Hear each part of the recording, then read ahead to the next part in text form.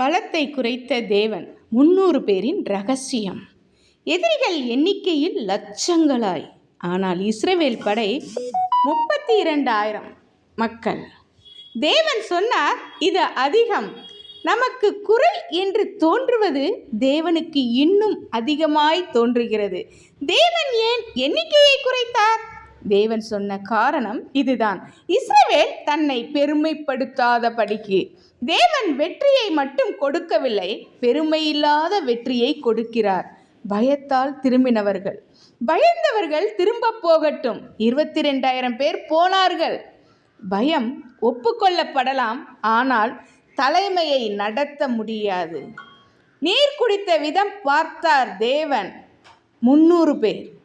மனநிலை மிகவும் முக்கியம். போருக்குள் கூட எச்சரிக்கையுடன் இருந்தவர்கள் தேவனுக்கு பொருத்தமானவர்கள். அவர்கள் எண்ணிக்கை 32,000 வெறும் 300 குறைக்கப்பட்டது. எதிரிகள் எண்ணிக்கையற்றவர்களாய் கண்ணுக்கு தெரிந்தார்கள். வெற்றி ஆயுதத்தால் அல்ல, கீழ்ப்படிதலால். கத்தி இல்லை, கவசம் இல்லை, குடம், விளக்கு, கத்தல். தேவன் முறையை மாற்றினாலும் வெற்றியை மாற்றவில்லை. குறைந்ததால் தான் தேவனின் வல்லமை தெளிவாக தெரியும்.